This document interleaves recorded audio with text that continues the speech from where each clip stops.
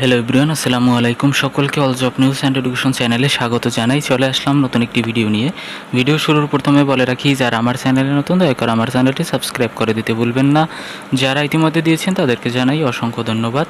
তো আজকে ভিডিওর বিষয় হচ্ছে অষ্টম এনটিআরসি ভাইভা নিয়ে আপনারা অনেকেই প্রশ্ন করেছিলেন সম্মানিত শিক্ষকবৃন্দরা।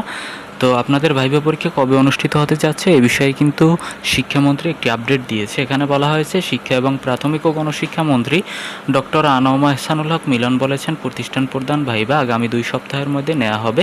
এটি প্রাথমিক ও গণশিক্ষা মন্ত্রণালয় সম্মেলন কক্ষে প্রাথমিক প্রধান শিক্ষক নিয়োগ সংক্রান্ত মামলার নিষ্পত্তি উপলক্ষে আয়োজিত সংবাদ সম্মেলনে তিনি কথা কিন্তু জানিয়েছেন। তো আপনারা অবশ্যই প্রস্তুতি গ্রহণ করুন, ভাইভা কিন্তু অল্প সময়ের ভিতরেই কিন্তু আপনাদের কমপ্লিট হয়ে যাবে।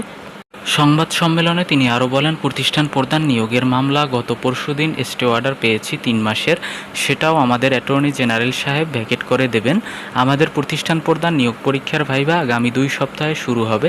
আদালত থেকে ক্লিয়ারেন্সটা পেলেই হবে, কিছু হলেই আসলে আদালতে চলে যায় এবং আমাদের কাজে বিঘ্ন ঘটে। আদালত এটা বুঝতে পেরেছেন এবং যথেষ্ট সদয় হয়েছেন। তো আমি কিন্তু এর পূর্বেও বলেছিলাম যে মামলাজনিত কারণেই কিন্তু আপনাদের ভাইভাটি আটকে রয়েছে।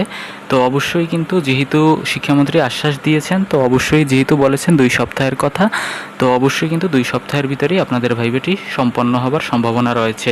তিনি আরও বলেন, মামলা জটিলতা কেটে যাওয়ায় সরকারি প্রাথমিক বিদ্যালয়ে প্রায় 32,500টি প্রধান শিক্ষক শূন্যপদ পূরণসহ নতুন সহকারী শিক্ষক নিয়োগ যোগদানের কার্যক্রম অচিরেই শুরু করা সম্ভব হবে। তো এই ছিল আজকের ভিডিও। দেখা হবে পরবর্তী কোনো ভিডিওতে। যদি ভিডিওটি আপনাদের কাছে ভালো লেগে থাকে তাহলে লাইক, কমেন্ট, শেয়ার করতে ভুলবেন না এবং চ্যানেলটি সাবস্ক্রাইব করে সঙ্গেই থাকবেন। ধন্যবাদ সকলকে। আল্লাহ হাফেজ।